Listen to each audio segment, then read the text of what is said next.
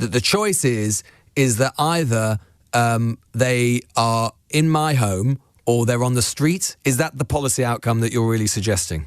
Ladies and gentlemen, buckle up, because what you're about to hear is one of the most outrageous calls ever made to LBC.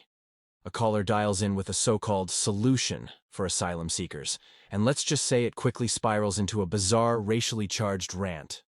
And the way Lewis Goodall dismantles it? Pure brilliance. Before we dive into the full story, comment where you're watching from, and don't forget to like and subscribe so you don't miss the next one. Why can't you put one up? Why can't I put one up in my own home? Yeah, why not?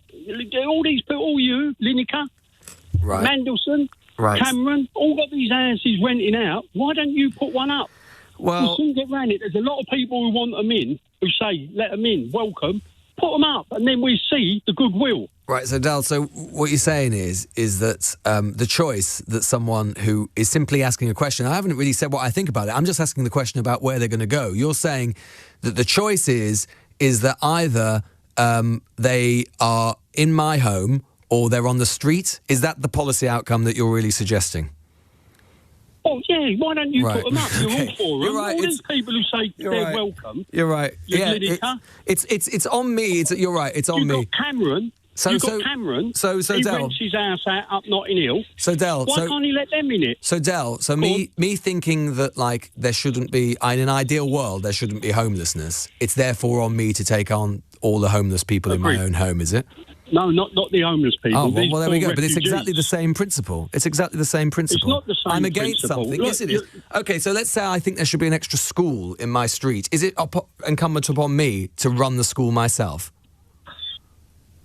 Would you be capable of it? Well, maybe. I don't know. But my point is this. So you're basically saying that I'm if you've got talking the truth. no, if you're basically I'm telling the you're truth. basically saying you're basically saying that if one person has a political view about something, if it's basically up to you to do it yourself. If I want a hospital in my street, it's up to me to get the hospital myself, is it?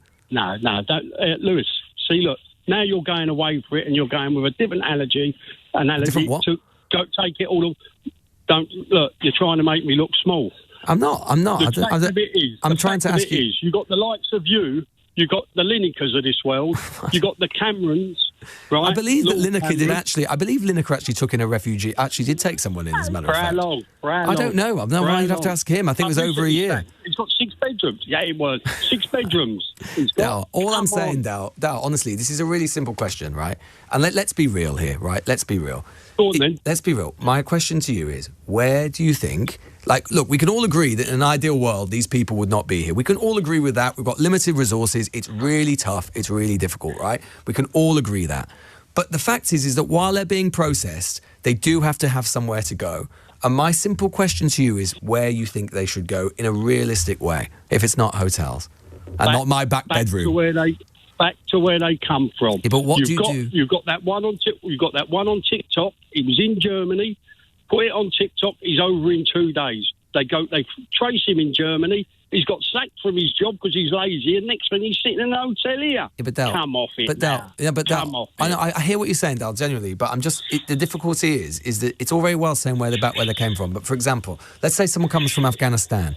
We don't have a returns agreement with that. No, you can't just say that. What do you mean? We can't just say that. We can't Lewis. fly people in. We can't fly people in. Lewis. We don't have a returns agreement. What are you going to do? Parachute them in? Airdrop them in? What are you going to do? Seriously, Right. how do you take someone back to Afghanistan? Flights. You take no more flights from Afghanistan. They're not coming in from. Pakistan and all that. They're not coming in on flights. They're coming on boats. No, you take more. You don't have no more dealings with them. There are unless they no take them direct back. flights from Kabul to London, so that's gone. So let's say that.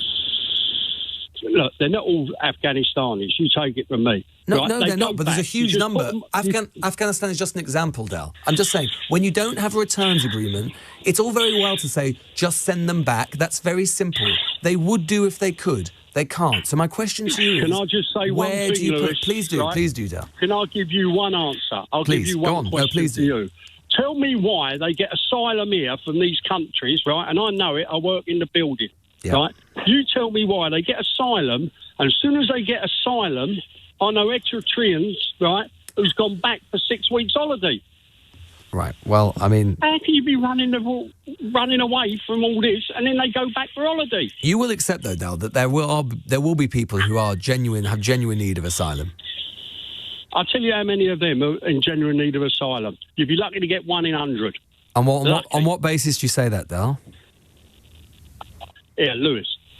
No, I'm a Londoner. I've been round the place all my life, right? I work in the building. I see it. I've got 2 eyes in my head, and I see it and I hear things. but I'm just saying. I hear things. If you heard. All right. Well, I hear things as well. I hear that there are people in genuine need of asylum. Where does that get us? We can all say I hear things. I just look. Do you run off?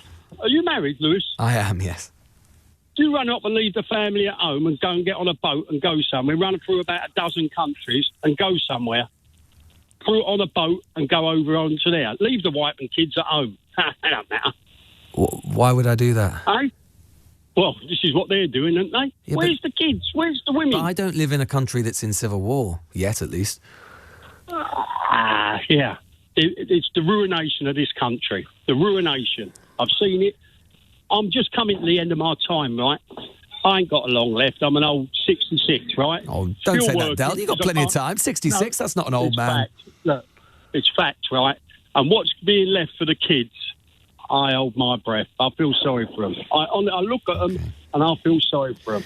Well, look, Dal. And on that, All right, I'll Dal. say Well, see you later on, Lewis. all right. And Well, the best. I appreciate your time, Dal, and I appreciate the spirited and I hope respectful conversation on both sides. Dal, there. I still look. I do understand why people are so. I do understand why people are annoyed. I really do, and I think something has got to be done clearly because it is undermining. It's not good for the genuine asylum seekers.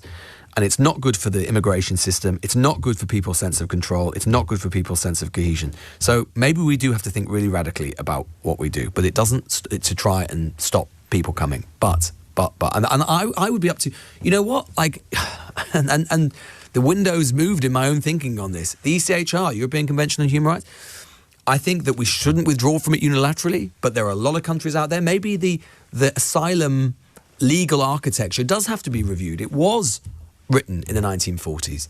Maybe it does need to be reviewed. Let's do that with other countries and change some of the legal framework around this. That could be a perfectly good solution to this, or at least part of the thinking. Totally up for that. But it does not change the fact that we need somewhere to put these people now, today, tomorrow, next week. I still haven't really heard from anyone. And here's where the whole thing completely unravels. The caller's big opening line, his so-called knockout punch, is basically, if you're fine with asylum seekers, then why don't you put 1 in your spare bedroom? That's not a policy argument. That's not a real solution. That's just a lazy deflection dressed up as cleverness. It's like saying if you care about potholes, you should grab a shovel and fix every road yourself. Absurd.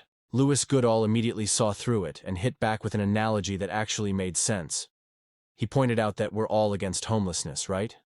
But does that mean each of us is obligated to open our doors and personally house every single person sleeping rough on the streets? Of course not. That's not how societies function, and it's not how governments are supposed to work.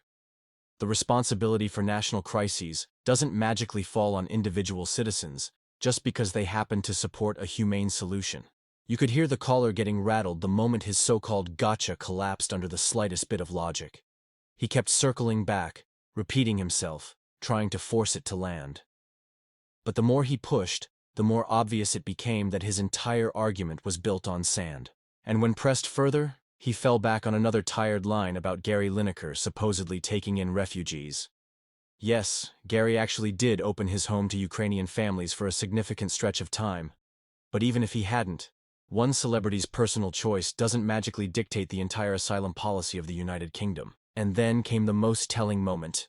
When he had no real answer, he defaulted to the same fantasy solution we've all heard before. Just send them back. Send them back where, exactly? Lewis reminded him that you can't simply parachute people into war zones. Britain doesn't even have return agreements with countries like Afghanistan. And yet, the caller's response? Well, stop dealing with them then. That's the political equivalent of closing your eyes, plugging your ears, and pretending the world doesn't exist. And that right there sums up the state of the immigration debate in Britain today. One side is clinging to fairy tales that sound tough but collapse the moment reality is introduced. The other side, whether you agree with them or not, is at least wrestling with the hard truth. These people are here now, today, and something practical has to be done. Reducing asylum seekers to nameless others, treating them like aliens instead of human beings with families, fears, and stories. That's not just heartless. It's dangerous. And if this conversation proved anything, it's that the loudest voices pushing for extreme measures often have the weakest arguments once the curtain is pulled back. Stay sharp, stay informed. Thanks for tuning in.